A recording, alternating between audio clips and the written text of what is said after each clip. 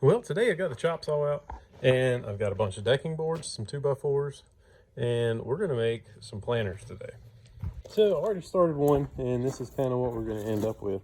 I'm making these things almost as cheap as you can because, you know, you be frugal when you can. I've got around $30 in it. I made it 23 by 23, so you'd have a 1/2 inch overhang on your trim. What you're gonna need is 3 deck boards for the sides and the bottoms, 1 2x4, all treated. And then if you want, you don't have to do the trim around the top. If you want to do the trim, that is 1/2 of a deck board. I took it on this table saw, ripped it down the middle, and if you want to make 2 of them, one board will make 2 trims.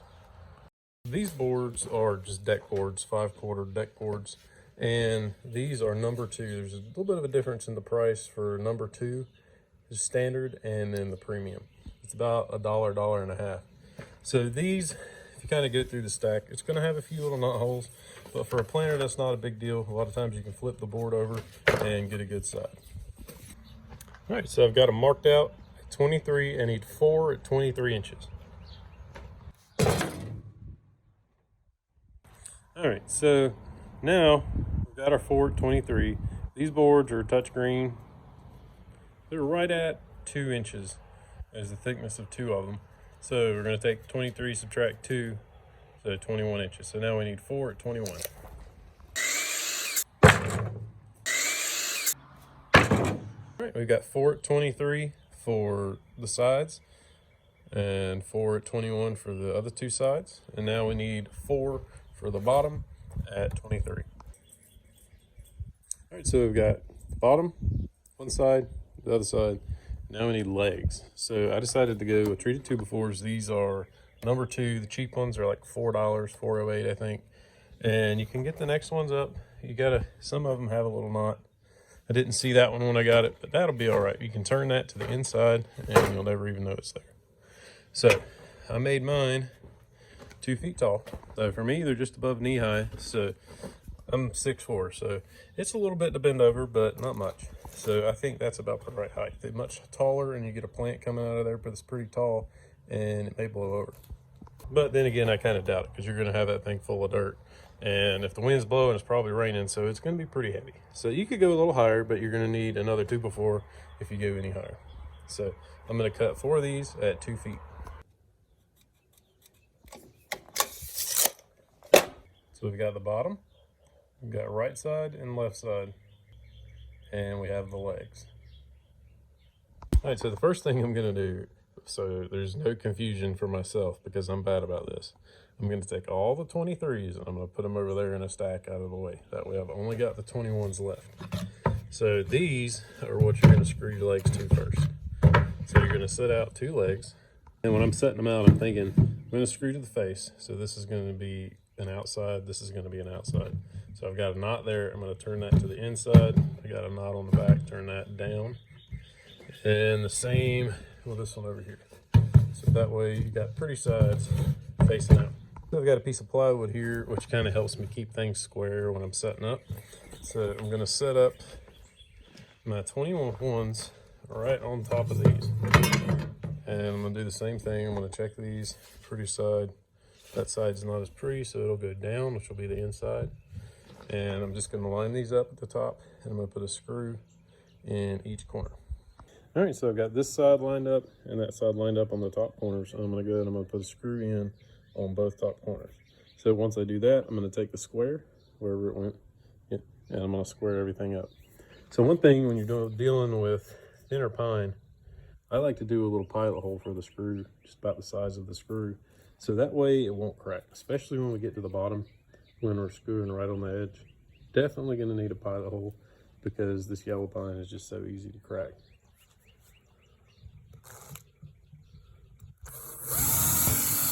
And I'm just going through the top board is all I'm doing. And I'm using 2-inch coated deck screws. All right, so now that I've got a screw in each corner, I'm just going to take my square, put it in here, and square up the legs. So this leg, pretty close. Could use just a touch more in. There we go. I'm going to put 2 in each one. I'm going to drill another pilot hole here and screw that one in. Now, I'm not sinking the heads deep. I'm just getting them flush. Same thing, I'm gonna square up that leg. It's like this. Go ahead, try to keep him in line. Drill through that top board, not into the next one because my hole would be a little bit big. And there we go. So now that one's good.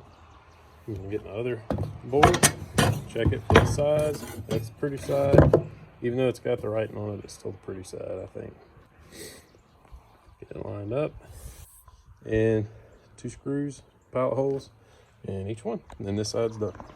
All right, so there's one side done, and I'm just gonna repeat the process, do the next side. And if you want, you can put 3 screws in each one. And then fasteners are pretty expensive now, and I think 2 2-inch screws that are coated, I don't think they'll ever go anywhere. All right, so I've got my 2 sides done, and I've got them turned up, and boards facing out on both sides. I'm using the edge of my table to try to help keep lined up. And then I've got one of the 23s on here. I'm gonna do the same kind of deal. I'm gonna put one, I'm gonna go into the 2x4, keep away from the edge a little bit so it doesn't crack, and it'll hold in that 2x4 a little bit better than it will on the board. So I'm gonna put one here and one here, and then I'll square everything up. All right, I got everything lined up, or everything's the top screwed in. I'm trying to get out of my mouth. So trying to get it good and square.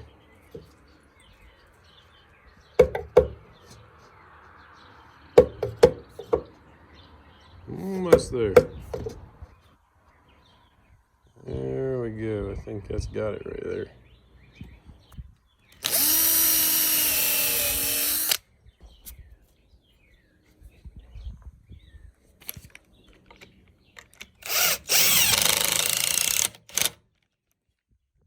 All right, so we got this one screwed in.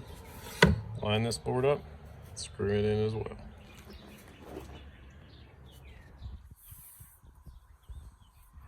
All right, this side's all done. So now all I gotta do is flip her over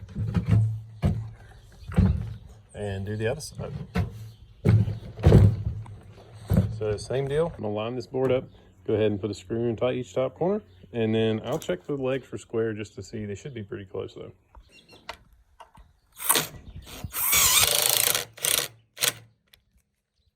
And that's got it. All right, so all 4 sides are done. Now just gotta flip it over and tackle the bottom. So the boards are 23 inches, so they're gonna go the same direction as the 23-inch boards on the side. I saved the ones that didn't look the best to go on the bottom. I run them this way, so as opposed to the other way, because if you go this way, you're gonna take out a huge chunk of the board on the end, and you'd have to put a block in on the side of this to screw down into and hold it up. So if you go this way, you got a little bit better chance. So I'm gonna line my board up, get it nice and even, and I'm gonna mark on the inside right here.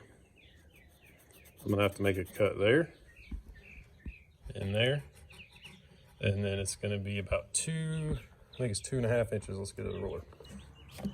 All right, so it is 2 5/8. So we're gonna come in 2 5/8 inches. Same on both sides.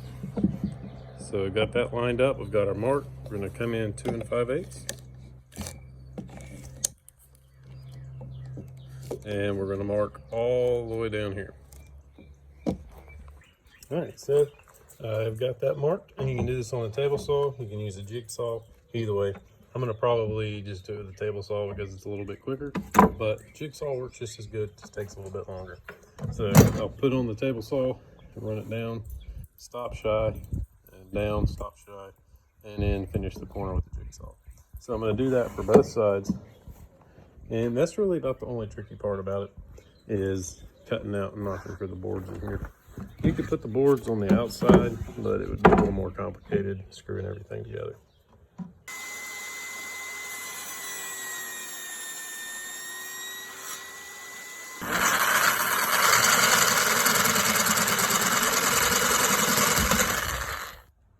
All right, so I got these 2 notched out and in there. So I'm gonna set these other boards in here. And I may have to trim a little bit. It looks like we're gonna be good. You could take, I probably will.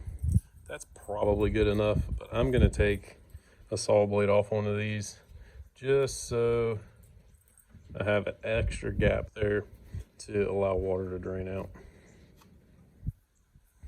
And there we go. So I've got decent in the gaps now because these boards are going to shrink quite a bit as they dry. Well, they may not dry if you put plants in them pretty quick because the water will keep the moisture in the boards. But I think that'll be good enough gaps to make sure water can come out and still keep the soil in.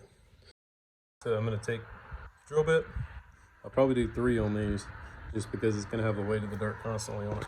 And I'm going to drill the top board right on the edge going into this bottom board all the way around. And then on the sides, I'm going to do one here and one here, going down into this board. All right, so I got my 2 on the edge there. I'm going to put 1 right here on both sides.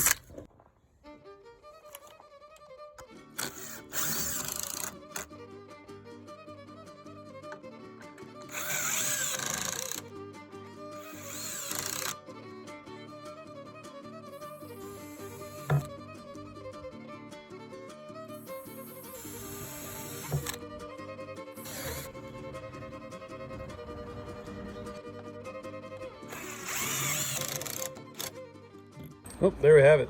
This one is completely done. Well, not completely. It's totally dependent on what you want to do with it. I think it looks pretty good just like that. So you can leave it just like this. If you like that, that's perfectly fine. Or if you want to get a little bit fancy with it, not too fancy, you can come through with the decking board, the half of the decking board that I ripped. And I'm leaving the curved side out. So I'm going to come through and cut these 2 feet long on 45-degree angles, just like so. I'm just trying to make them look a little bit more fancy. So it's $3 worth of wood and a couple screws, but I think it'll look pretty good. All right, so I've got the beveled side towards me. I went ahead, turned the saw this way, cut a 45, keeping the bevel side towards me.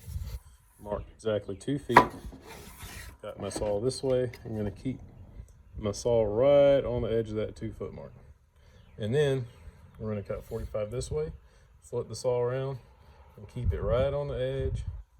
Cut that way. If you don't keep it right on the edge, you're not gonna have enough board because this is only an 8-foot board.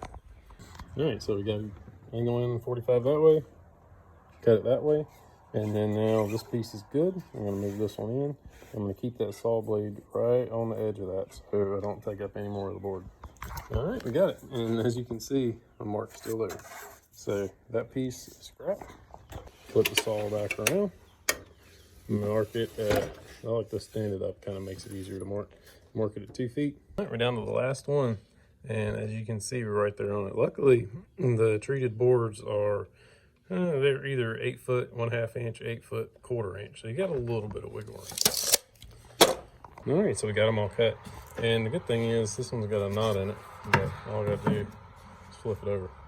So I'm gonna line it up 1/2 inch over on that side, 1/2 inch over here, 1/2 inch over there, all 1/2 inch.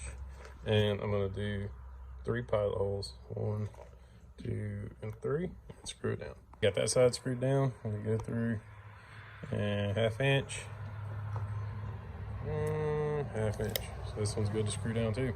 So I got these 2 screwed down. I got the other 2 setting up here, and I'm just gonna line them up, get them nice and even,